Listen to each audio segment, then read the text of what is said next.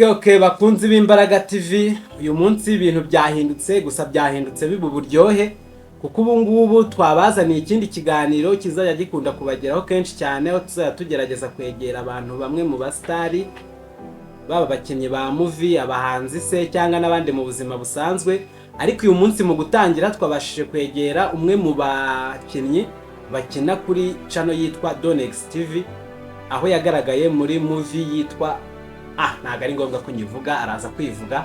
Okay musaza, ni karibu muri studio z'imbaraga TV. Yego, ndabashimiye, murakoze cyane. Nanjye nishimiye kujya muri studio kabisa. Imbaraga TV ewana nishimye kubibaye iri kumwe namwe kakanya. Bose nanjye ndabashimira cyane. Sasa hari abantu baba bakubonye bwa mbere cyane ko wenda mwe mu video mwagiye mukora tagi atantawe, nkeka ko iyi ariyo video ya mbere yawe ugiye guca no ku Mbaraga TV. Ni ukuvuga ngo abantu abakunzi bacu abenshi ntago bakuzi, bibaye byiza watangira ugerageza kubabwira uri muntu ki, ese ukora iki, ese mbese gira tubwire mu ncamake uriwe. Amazina yanjye rero niswe n'abamazina yanjye niswe n'ababyeyi, nitwa Sango Hamis. Yego, ariko nkabanzwi ku izina rya Lolo. Lolo ni ukuvuga ngo Lolo niko ukina witwa mu mamuvuke. Ko nitwa mu izina ryanjye rya Muresha muri mikino yanjye ya filime. Ukaba ukina mu yihe movie cyangwa se ukaba ukina ibiki? Murakoze cyane. Na filime nyinamo yitwa Impamvu. Seri nyine z'ibicece zigiye zikurikirana, abazabasha kuzireba nyine muzambonamo abakinnyi kabisa.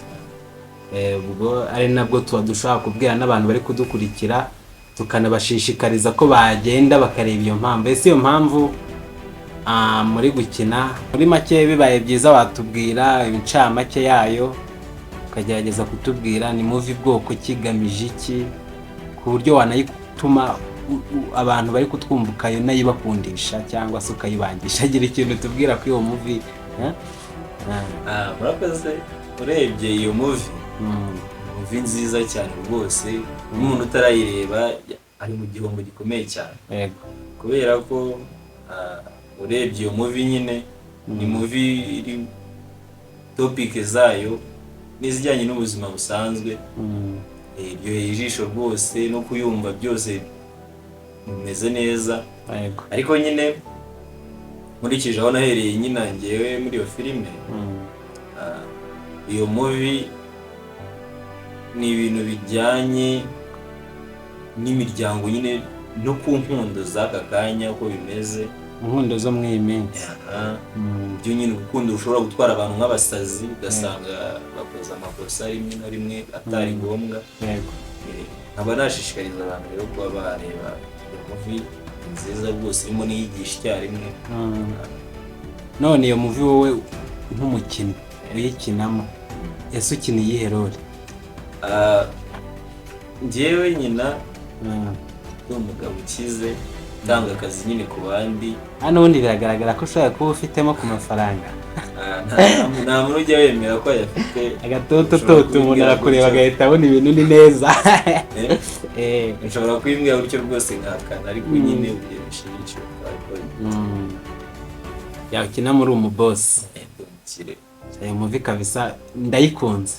Ntabwo n'abandi rwose bagire umwete wo bayireba kuko ni movie nziza.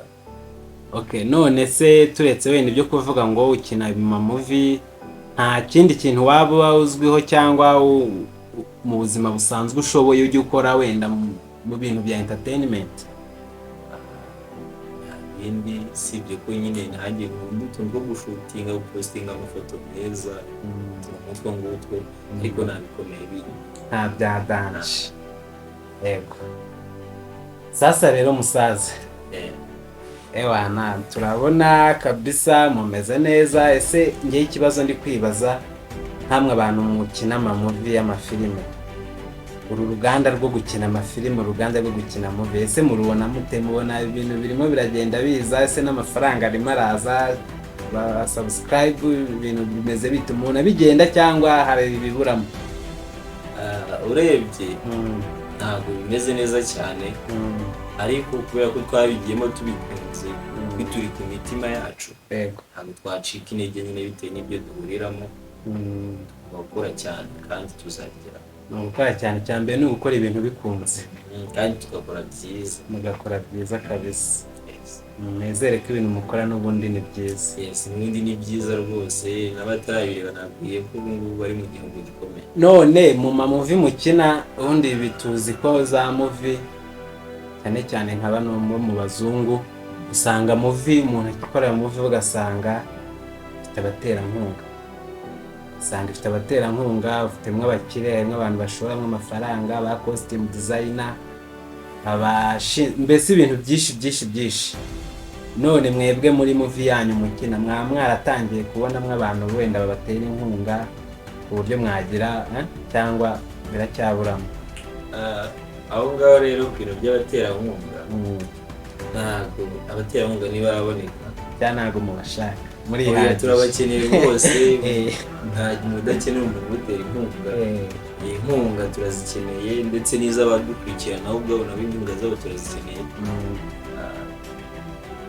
rwose, zadufasha cyane, ariko mu gihe nazo tutarazibona tugomba kuba tubashimisha kugira ngo nyine nabo tubasunikire kuba badutera iyo nkunga tuzakugera. Ubu tuvugana umufana uri kukumva yamara kukumva akajya kuri Donex TV agasacinga Impamvu series akayireba akayikunda akashaka wenda ukuntu abavugisha akakubaza ati nshaka kubafasha, ni iki kintu wumva nkawe yabafasha?